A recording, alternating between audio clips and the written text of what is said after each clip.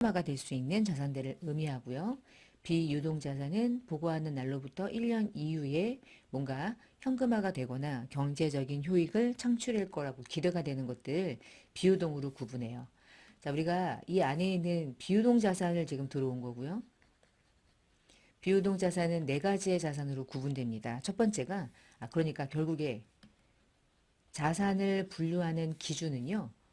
어떤 목적으로 가지고 있느냐, 어떤 형태로 보유하고 있느냐에 따라서 자산을 나눠요. 일단은 기간을 가지고 1년 이내, 1년 이후로 나누고요. 비유동 자산은 다시 네 가지의 자산으로 구분해요. 만약에 어떤 기업이 나는 투자를 목적으로 보유하고 있다. 그러면 그 자산은 투자 자산이 되는 거고요. 영업활동에 사용하기 위한 건데 형체가 있다면 유형자산.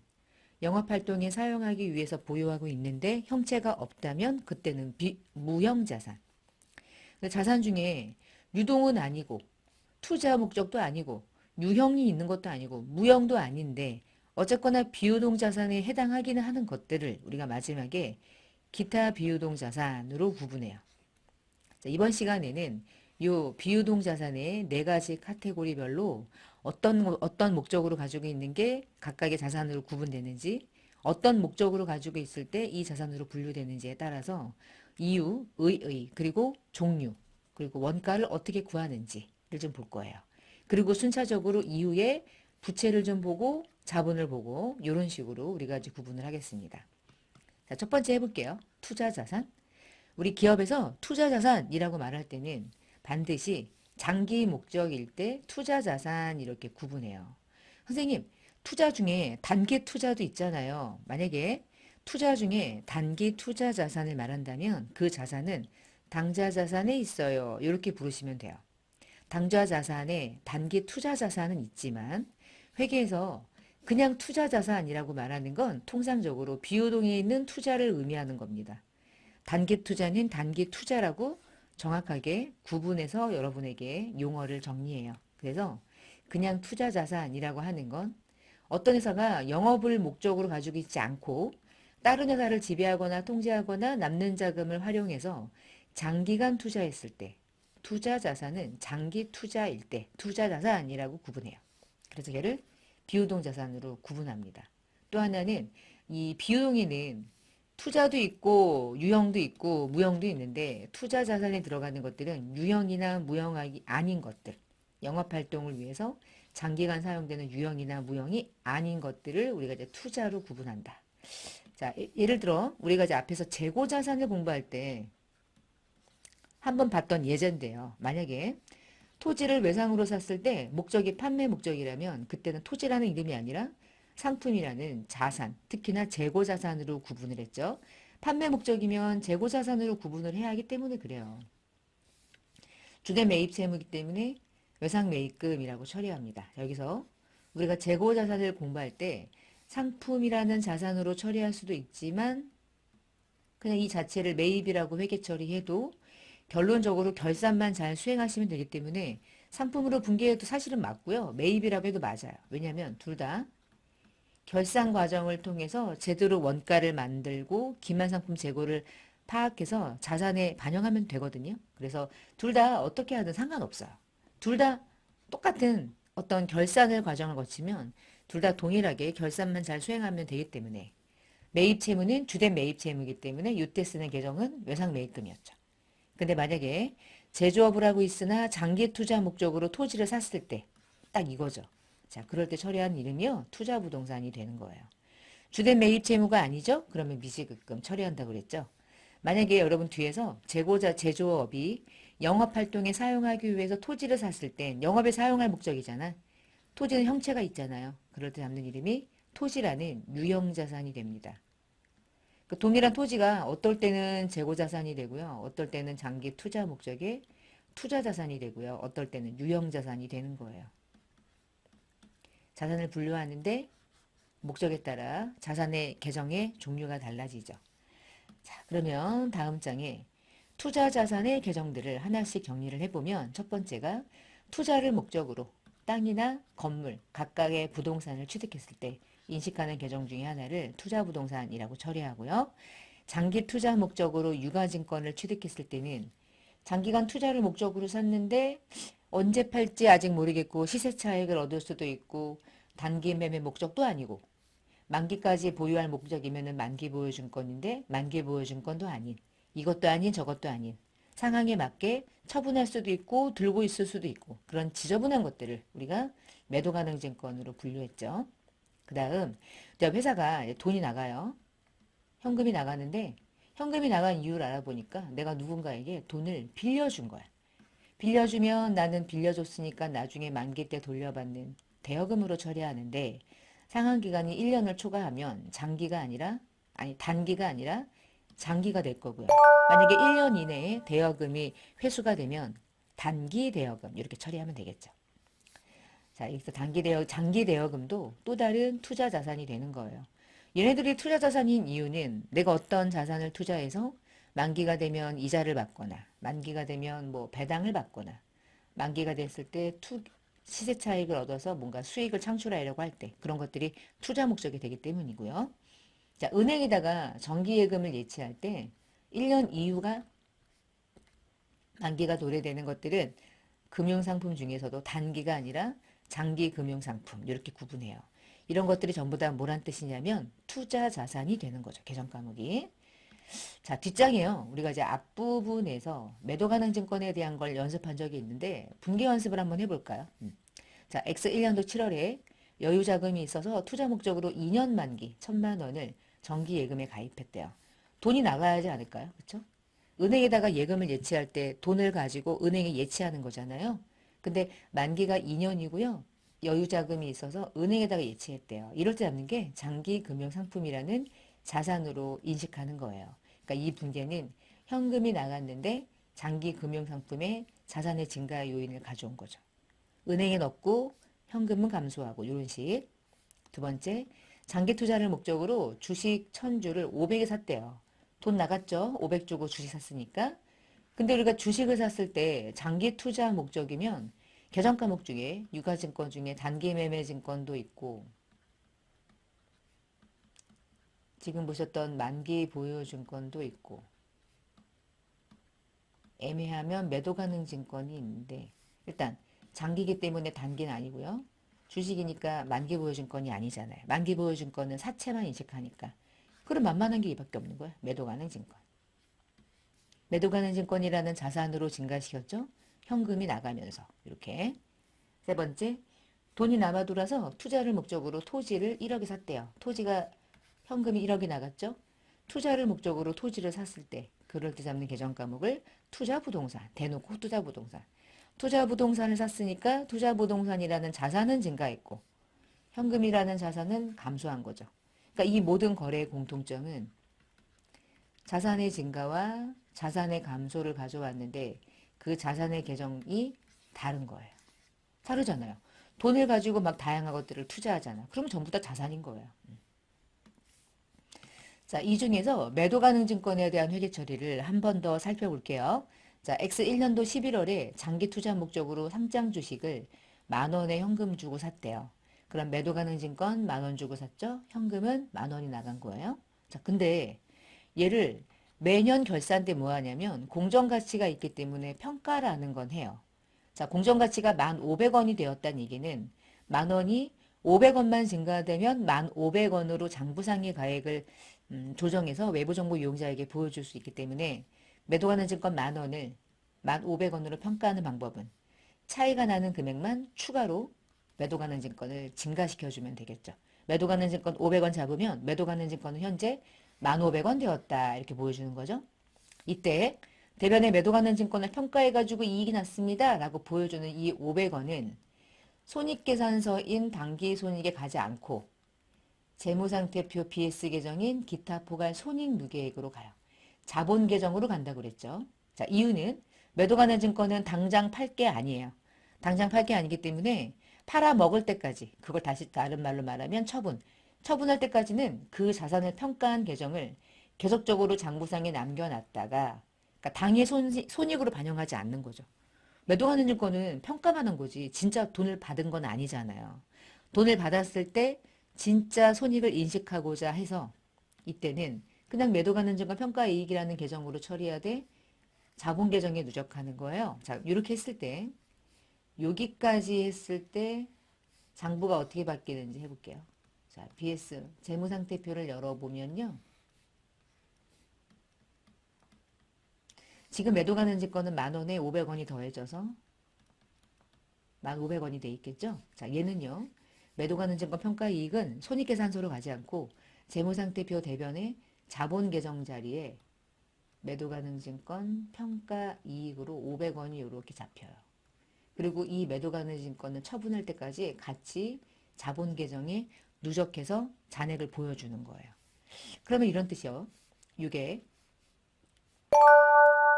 12월 말에 매도 가능 증권이 1,500원인데 이 매도 가능 증권을 평가한 결과가 이익으로 500원이었다는 얘기는 평가를 하지 않았었다면 원래 원가는 얼마라는 거야? 딴.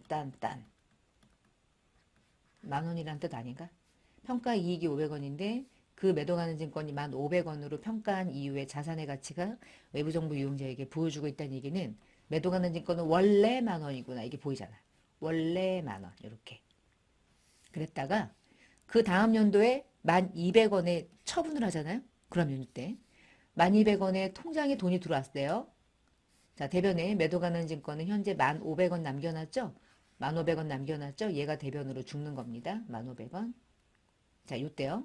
얘가 죽으면 얘가 대변으로 상계됐죠? 그러면 얘는요. 언제 사라지냐면 내주인 매도 가능 증권이 죽을 때 나도 죽는다. 대변에 매도 가능 증권이 있었으니까 평가이익이 있었으니까 매도 가능 증권 평가이익은 차변으로 반제하는 거예요. 그럼 대변은 얼마가 뜹니까? 매도 가능 증권 처분 이익으로. 200원 뜨죠? 이것을 당기순이익인 영업 외 수익으로 인식하는 거예요. 다시. 그러면 이렇게 했을 때 어떤 효과가 있냐면 결국은 여러분 X1, X2년 전반적인 전체 기간 거쳤을 때 매도 가능 증권 처음에 10,000원 주고 샀죠. 근데 결국 1,200원에 팔았죠. 그러면 2년 동안 얼마 매도 가능 증권 가지고 있다가 이익 난 거야? 200원 이익 난 거죠? 그 200원의 이익을 마지막에 한 번 이익으로 인식하는 거예요. 그럼 전년도에 500원을 왜 잡았어요? 이유는 하나.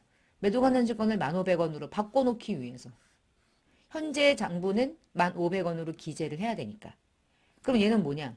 매도 가능 증권을 처분할 때까지는 임시로 걸려 있다가 처분하는 시점에 걔를 반제하는 거죠. 그래서 단기 매매 증권은 이런 거 없잖아요. 단기 매매 증권은 그냥 그때그때 단기 손익 다. 공정가치 평가하든 처분하든.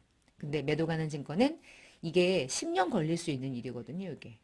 그러니까 나중에 처분할 때까지는 중간에 평가한 계정을 평가 이익이든 평가 손실이든 단기 손익에 반영하지 않는 게 특징이었던 거예요. 그게 자본 계정의 누적 효과를 기대했던 거고요. 자, 그러면 두 번째는 유형자산에 대한 개정을 한번 볼게요. 유형자산은요, 회사가 영업활동에 장기적으로 사용하려고 갖고 있는 형체 있는 자산이에요. 토지 등등등이고요. 아래 세 가지 요건을 모두 다 충족해야 돼요. 첫 번째, 유형이 있어야 돼요. 물리적인 실체가 있어야 되고요. 영업에 사용할 목적이어야 돼. 사용할 목적. 그리고 단기간 사용 아니고 반드시 장기간 사용할 게 전제여야 해요. 이게 세 가지가 유형자산의 인식 조건입니다. 그럼 유형자산의 개정 과목이 뭐가 있는지 볼게요. 땅을 가지고 있대요. 건물 지으려고 땅이 있대요. 그 자산을 우리가 토지라고 불렀던 거예요. 토지. 토지 위에 공작물이죠. 예를 들면 뚜껑이 있는, 지붕이 있는, 벽이 있는 이와 부수되는 시설물이나 이 건축물, 토지 위에 세워져 있는 건축물을 회계 처리할 때 우리가 건물이라고 하고요. 건물 외에 이런 거 있죠. 이 건물과 이 건물을 이어주는 유리다리 같은 걸 만든다거나 외벽을 설치한다거나 교량을 개설한다거나 이런 것들을 묶어서 우리는 이제 구축물 이렇게 불러요. 두 개를 더해서 부르는 이름은 건축물 이렇게도 부르죠. 그 다음에 제품을 제조하는 회사는 기계가 있어야지 제품을 제조할 수 있죠. 그런 것들을 기계장치 부르고요. 자, 이 거리를 차가 사람도 실어내고 물건도 실어내고 이런 운송수단으로 가지고 있는 바퀴 달린 온갖 것들을 육상 운송수단을 승용차, 화물차, 이륜차 등등등을 우리는 차량 운반구라는 자산의 이름으로 처리하고요. 우리 대부분의 모든 기업은요. 컴퓨터가 없을 수가 없죠. 요즘 같은 경우. 여름인데 에어컨 없어? 못 살죠. 그렇죠? 복사기 이런 것들을 묶어서 우리가 비품이라는 이름으로 회계 처리를 해요.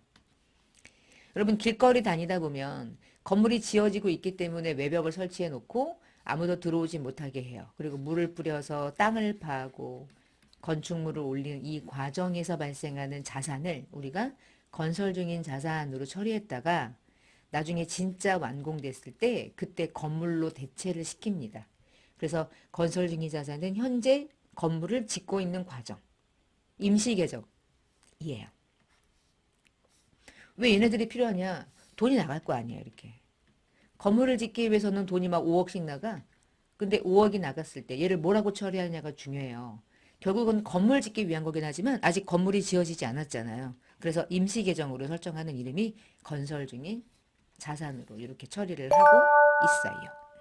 그래서 건설 중인 자산은 뭐예요? 그러면 건물 짓기 위해서 지금 나가고 있는 각각의 계약금 등등에 해당하는 임시 계정입니다. 이렇게 보시면 돼요. 자, 모든 유형 자산은 사용할 목적이에요. 사용한다는 얘기는 사용한 것만큼은 영원한 자산은 없죠. 비용 처리해야 돼요. 모든 자산은요, 시간이 지나면 자산의 가치가 감소하고요. 자산의 가치가 감소하는 걸 금액으로 산출해서 비용으로 처리해 나가야 되는데 그 과정을 우리가 감가상각한다 이렇게 부릅니다.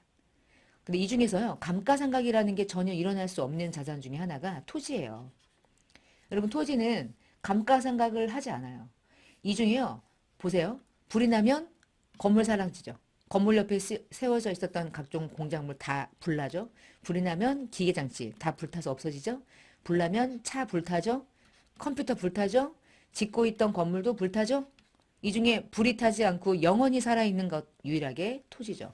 얘는 그래서 상각을 하지 않아요. 감가상각이라는 게 일어날 수가 없어요. 이런 자산들을 비상각 이렇게 부릅니다. 비상각. 근데 건설 중인 자산은 감가상각을 안 하는 이유가 얘랑 달라요. 건설 중인 자산은 임시 계정이거든요. 얘는 나중에 건물이 되면 그때 건물이라는 이름으로 감가상각을 그때 할 거예요. 그래서 건설 중인 자산과 토지는 유일하게 감가상각을 하지 않는 자산 이렇게 생각하면 돼요. 외우셔야 되겠죠?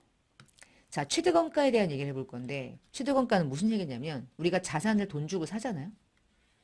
그러면 돈 주고 살 때 예를 들어 제가 이제 토지를 산다고 생각해 봐요. 토지가 만약에 이제 5억이래요. 토지 5억을 돈 주고 사요? 근데 토지 살 때 무조건 내야 되는 세금이 하나 있어. 우리가 재산세를 내는 자산들은 반드시 취득할 때 취득세를 내거든요. 취득세가 100만 원 나갔다 해볼게요. 여러분, 취득세는 왜 내요? 가만히 있으면 내요. 토지라는 걸 샀기 때문에 내는 거죠.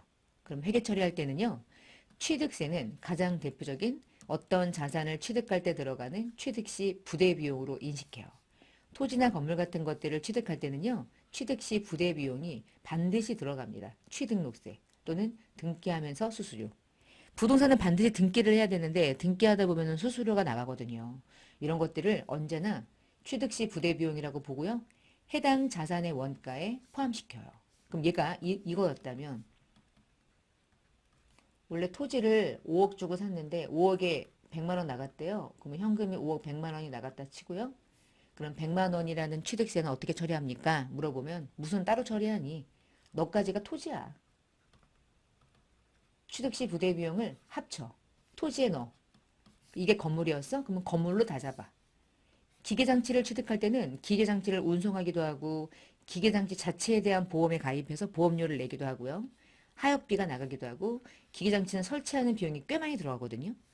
기계장치가 어떤 한 공간에만 들어가는 게 아니라 그냥 공장 전체에 기계장치가 들어가기 때문에 설치하는 비용이 꽤 많이 들어가요.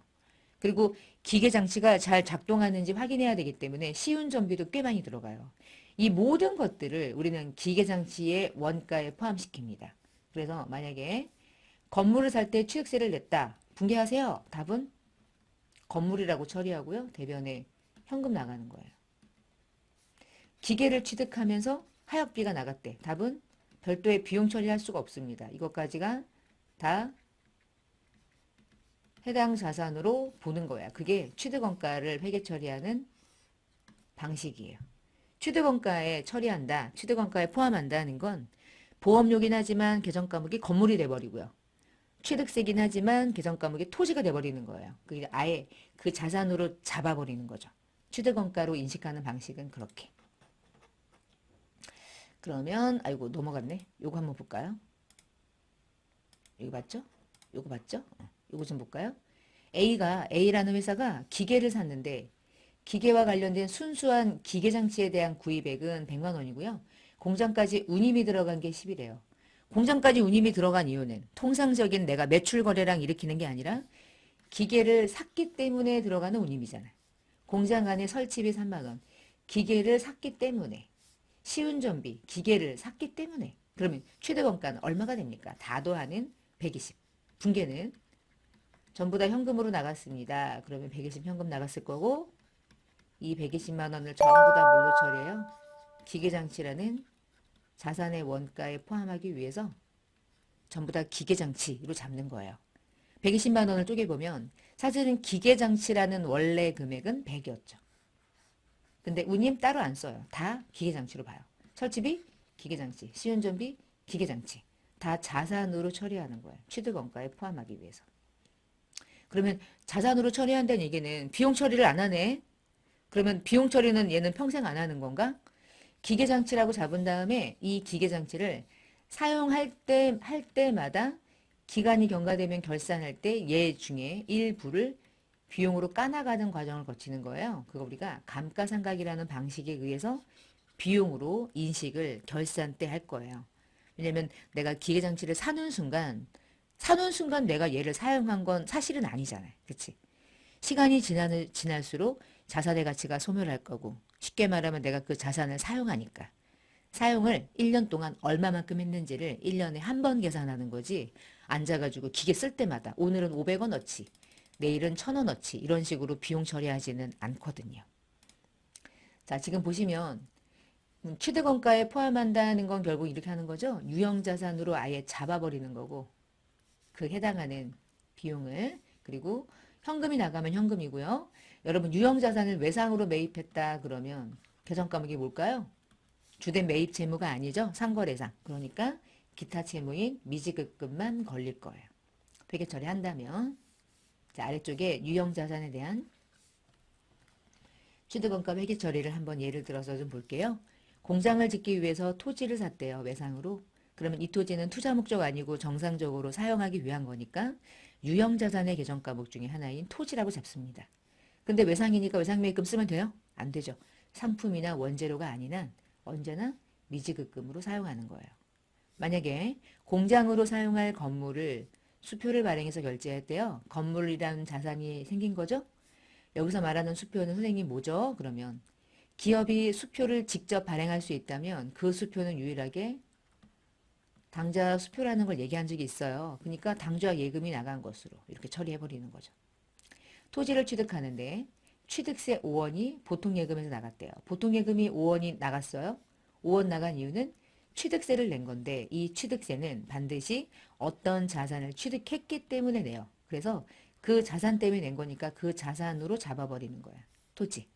취득세는 어떤 일반적으로 그냥 매년 내는 세금이 아니라 취득할 때 한 번 내는 거죠. 다 언제나 취득 원가에 포함하는 거예요. 자, 기계를 20원 주고 샀는데 취득할 때 설치비, 설계비 10원이 발생돼서 토탈 현금은 30원이 나갔대요. 답은 죄다 기계장치 잡으시면 되고요.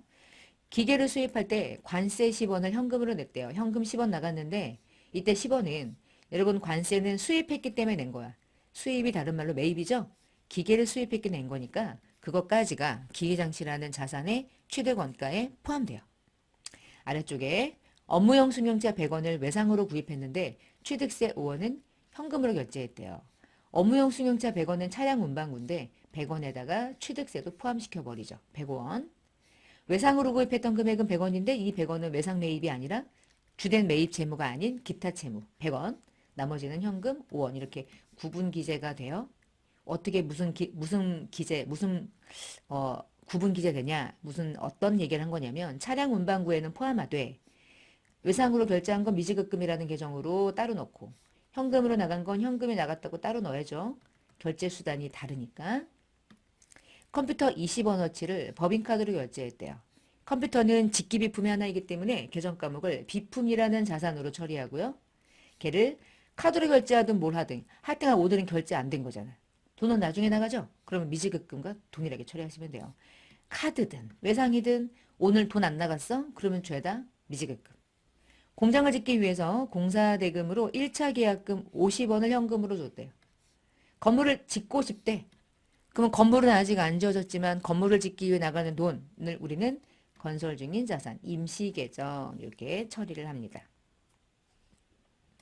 유형자산은 계정 과목을 구분하는 게 사실은 좀 중요해요. 우리 이제 그러면 3번에 이제 유형자산으로 끝났으니까 무형자산은 어떤 게 있는지 가볼게요. 무형자산은요, 실체가 없어요. 영업활동에 쓸 거예요. 그러니까 실체가 없는데 조금 다르죠. 각종 권리의 성격들을 무형자산이라고 많이 불러요. 자, 무형자산은요, 세 가지의 특징을 가지고 있어요. 첫 번째, 식별이 가능해야 돼요. 식별이 가능하다는 얘기는 어떤 다른 자산과 기업 실체하고 다른 자산으로부터 분리할 수 있어야 돼요. 돈도 나가야 돼요. 식별할 수 있어야 돼요. 두 번째, 형체가 없음에도 불구하고 식별할 수 있어야 돼요. 식별해서 인식할 수 있어야 돼요. 두 번째, 미래 경제적인 효익을 창출할 수 있다고 보기 때문에 반드시 그 효익에 대한 것을 나만 가지고 있어야 되고요. 누군가가 이 자산을 접근할 수 없어야 돼요.